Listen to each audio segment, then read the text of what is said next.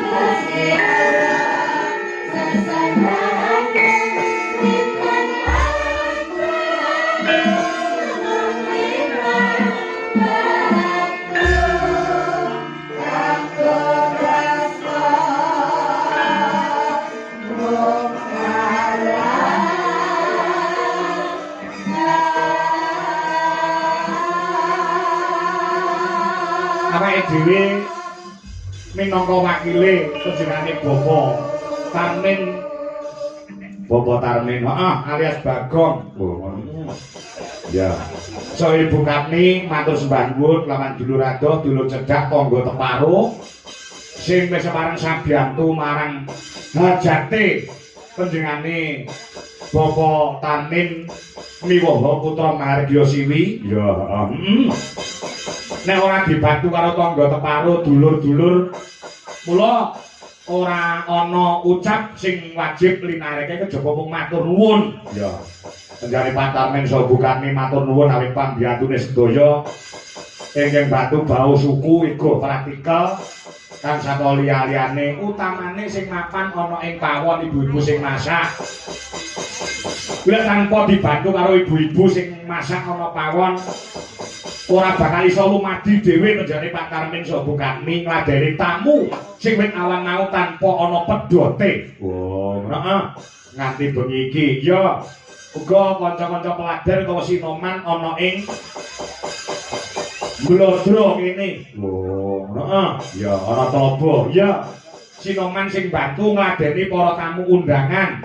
Ki tanpa dibantu kawan para sinoman sing ana ing desa Klobo kene, tangeh penjane Pak Tarmin iso ngadeni ngaosi daharan saha unjukan tumraping para tamu. Dasare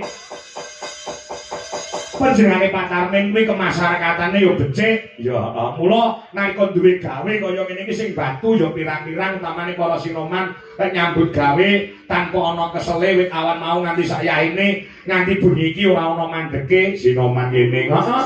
Sregep-sregep semangat-semangat nyambut gawene cepet-cepet saking cepete lek nyambut gawe sinoman kene. Sore mau aku digawe wedan ora tak ombe wis dikukuti saking cepete.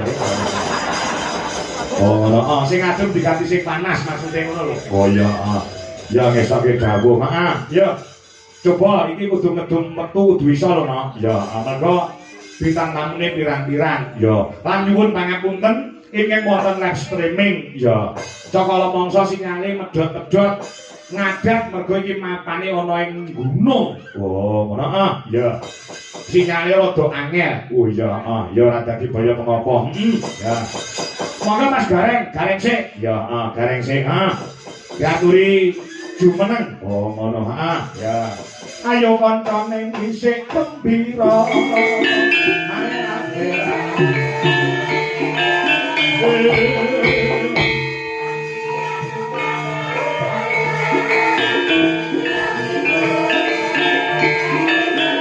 Gareng jajak ora dadi.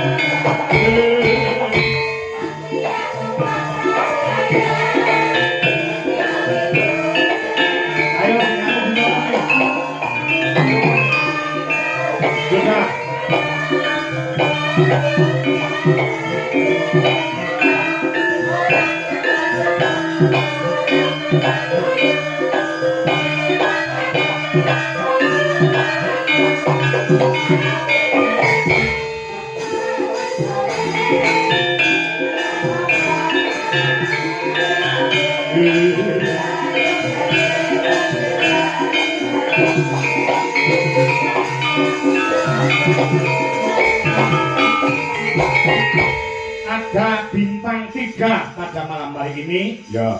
Niken Salindri adalah super power dari kota Kediri. Niken Salindri super power. Oh, suaranya banter, powernya kuat. Terus Elisa Urkarus adalah superstar dari Ngayu Jakarta. Lah Mas Gareng ini super tetra. Kaya obat mental kalau dengan minggu agak aku yo sing penting ana supere. Ayo super liyane no to mau super tetra koyo. Kuliah diunggul-unggulke bareng karo aku dijlok-jlokne. Piye carane kowe tak jlokne gen iso mumbul. Bagi medhun kaya dene wong badulan mandut langsung bes munggah. Iya nek pedhot kali nek pedhot malah junguk to jenenge. Nah, gumun tenan Pak, nuwun sewu. Gumun apa? Pak ingkang bulan dalem Pak Tarmin. Pak Tarmin ngersake Mbak Elisa. Terus mantene Putri ngersake Mbak Niken. Terus Bu Tarmin ngersake kula. Dan jenengan rene iki sing karep sapa?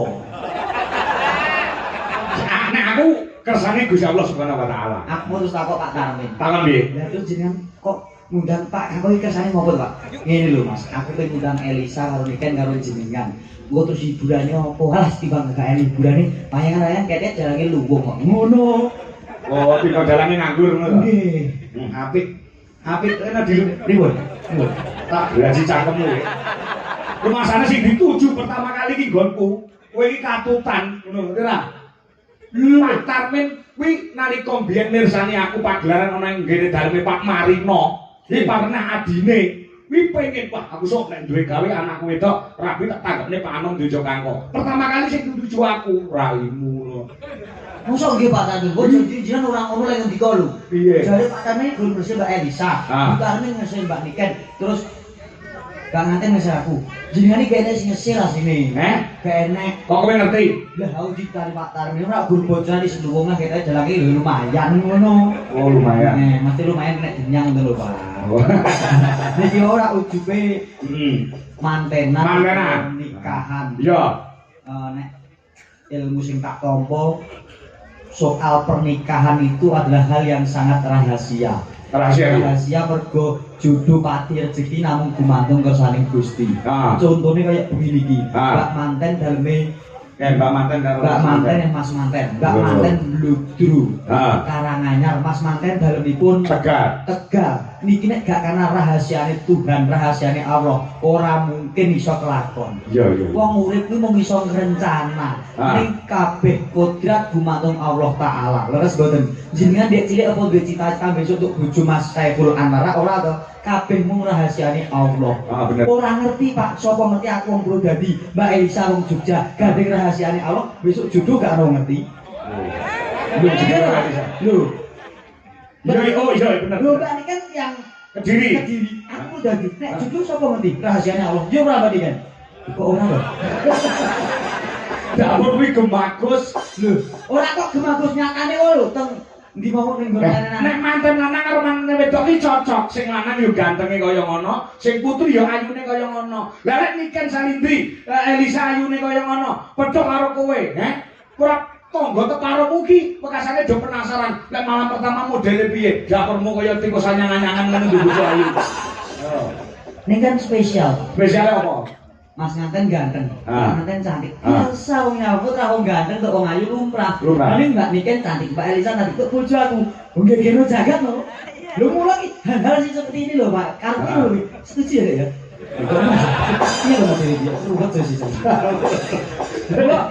Harus bisa mensyukuri nikmat. Kadang-kala kita bisa merencanakan dengan siapa, tapi takdir berkata kita harus dengan siapa. Mula disukurono. Muga-muga gathuk selawase jodoh kaken-kaken ninen-ninen donya teko ning akhirat dadi langgeng selawase pindhane mimilan mintuno. Aja pegatan, aja pisahan siji nggo selawase gek ndang meteng. Iya. Dongane singkat padat. Alhamdulillah, muga-muga dadi keluarga sing sakinah, mawaddah warahmah. Ning nuwun sewu Mas. Nek tak condro Mas. Manten lanang karo manten wedok iki nek kaya Widodari ya Kamajaya Kamarate. Kamajaya Kamarate. Nek kowe pamane karo Elisa. Aku Mbak Elisa. Nek Elisa Kamarate kowe Komodo. Dadi malah larang regane. Regane apa? Nek nuwun sewu Mas manten Mbak manten. Wong omah-omah pernikahan itu kaya dene wong ngemput permen karet. Kok iso? Permen karet kae sepisan dimut krasa legi. Engko nek wis rada pirang menit krasa karet rada legi. Nek wis meh 5 menit 10 menit kuwi karet-karete gak enek legine. Wong omah-omah nggih ngoten. Kok iso? Manten anyar segedene setahun, 2 tahun, 3 tahun legine ora umum, Mas. Ning nek wis 5 tahun, 10 tahun kuwi duwe masalah, duwe cobaan, duwe perkara. Legine rada sudo mergo ketutupan karo perkara. Ning nek wis ngancik 10, 20, 30 tahun wis gak enek legine blas, Mas. Karet dimut-mutuk ya karet-karet tok lho kok. Lahir batin aku cerita yo mbahku iki. Nek karete kan tetep karet. Lah mula kuwi arep wis ora wedi aja dilepeh. Luwung kan nggo gayel-gayel. Oh iya. Niki muga-muga langgeng selawase. Aja kok perkara legine. Nek wong omah-omah kuwi ora iso luput saka sing jenenge masalah. Sak propirane wong loro kudu bisa nyawijeke tekad nggo ngrembuki perkara ben ora dadi perkara. Iya, bener. Iki jenengan kadang-kadang gak paham. Ora paham. Kandhani. Bojomu ayu sakniki. Ketemu pisan karo Mas Saiful Anwar, Mbak Dwi. Ketemu pisan paling bobot 37, 38 nggih, Mbak. Ning nuwun sewu Mas 10 tahun wis manak pindho. Mau bobot 80, kowe aja kaget.